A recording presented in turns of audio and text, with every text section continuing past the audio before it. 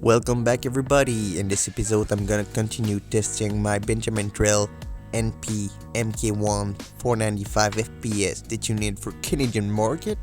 First I'm gonna talk about the trigger and try to adjust it. The adjustment screw was pretty much all the way in already, but I still tightened it. Tightening it. That's a weird word to say when you're French Canadian. I believe I can feel the breakpoint a little bit better, but I expected a little bit more. The trigger on this pistol is not like the usual Crosman trigger. It doesn't seem to reset when you try to push it and let go of it. I then made sure all the screws were tight because this is a Springer slash nitro piston and they can rattle the screws loose and it could affect accuracy. And did a professional cleaning. I wanted to play with the sights adjustment and I knew it was shooting low when I used the bag, so I unscrewed it, which should make the point of impact higher. First I will be testing without the cocking assist, which is kind of hard to remove and put on. Looks like I adjusted the sight so good I cannot see where I shot. So I'm shooting from 22 feet with Crosman Premier 7.4 grains, and yet I'm doing pretty good. As you can see, there is a pretty big difference of point of impact when you shoot it standing or rested. This pellet had a pretty bad curve, so let's not count this flyer.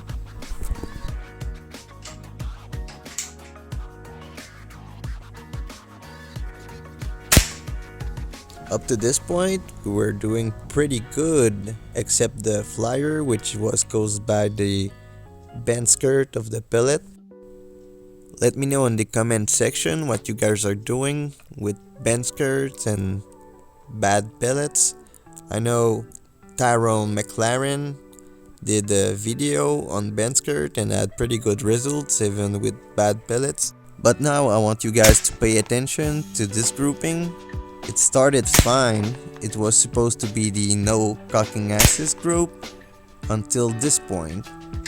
This is a pretty weird point of impact shift.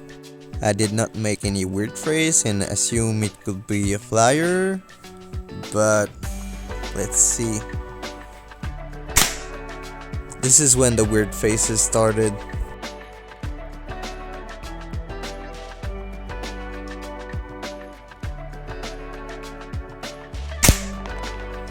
As you can tell, I can't tell what is happening.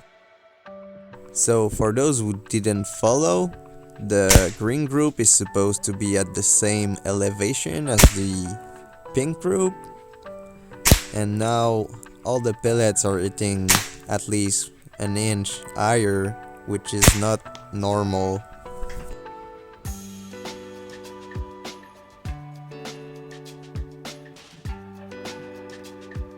Let's push the target out of frame.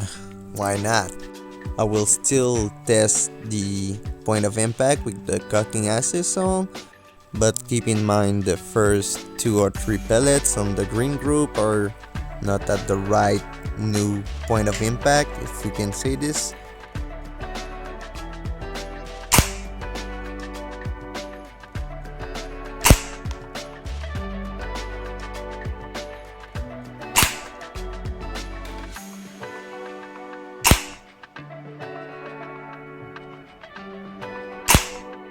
Maybe after all the main difference is the weight when you shoot it unsupported, but I will test some more with the cocking assist and no cocking assist to make sure it does not affect accuracy. Maybe it does destabilize the pellets at first because the groups I had when I unboxed it was horrible, and then I removed it and the point of impact changed and the groups got better. So I don't know, you guys tell me.